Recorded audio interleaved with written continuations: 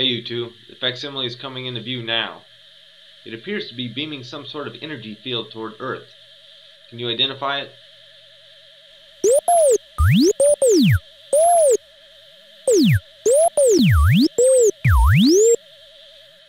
Alright you two, send me what you've got on this facsimile. We need to take it out.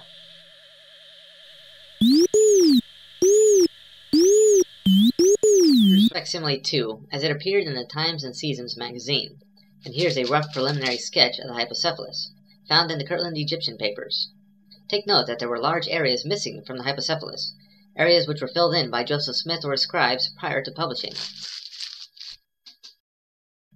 Let's go in for a closer look. The first figure, according to Joseph Smith, is Kolob, signifying the first creation, nearest to the celestial or the residence of God.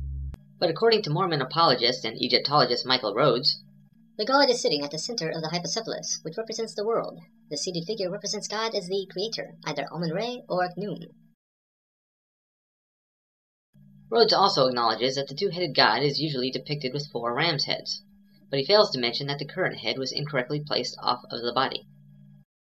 In Figure 2, we see the inspiration for the two-headed god used on Figure 1. Joseph Smith provides the following interpretation. Stands next to Kolob, called by the Egyptians Olablish, which is the next grand governing creation near to the celestial or the place where God resides. But Rhodes points out, this is Amun-Re, the chief god of the Egyptian pantheon. This is clearly the god mentioned in chapter 162 of the Book of the Dead. For Figure 5, Smith's interpretation goes way off the mark. It's called in Egyptian Inishko Andash. This is one of the governing planets also. But as Rhodes points out, this is the cow Ihet mentioned in chapter 162 of the Book of the Dead, which should be drawn on a piece of new papyrus to make a Hypocephalus. Figure 7, however, is much more revealing. Smith claims that it represents God sitting upon his throne, revealing through the heavens the grand keywords of the priesthood, as also the sign of the Holy Ghost unto Abraham in the form of a dove. Rhodes provides the correct interpretation. A seated ithyphallic god with a hawk's tail.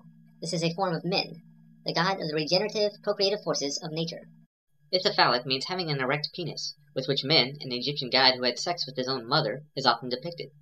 The church leadership actually removed the penis from the 1878 edition of the Pearl of Great Price, but restored it a year later.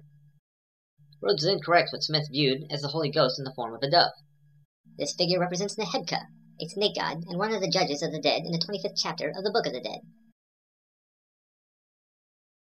The original figure was faded, but examples of Nehedka are clearly recognizable in other hypocephali, such as the latent Hypocephalus, shown here, and the Paris Hypocephalus, shown here. Basically, Smith picked an incestuous sex god to represent the god of Abraham, and a snake god to represent the Holy Ghost. Simply brilliant. Figures 12 through 15, Rhodes points out, are hieratic, not hieroglyphic, and are inverted or upside down to the rest of the text. In fact, they are a fairly accurate copy of lines 2, 3, and 4 of the Joseph Smith Papyrus 11, which contains a portion of the Book of Breathings. Rhodes suggests that these and other additions to the Hypocephalus were made for aesthetic purposes. But why copy from the Book of Breathings, and not the parts of the papyrus that allegedly contain the writings of Abraham? Shouldn't Smith also have known that the characters were upside down when they were copied?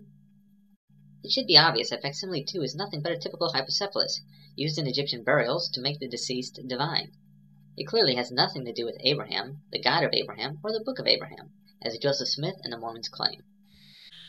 Well, this is going to be easier than shooting womp rats in a barrel. You two, arm the Veritas torpedoes. We're going in.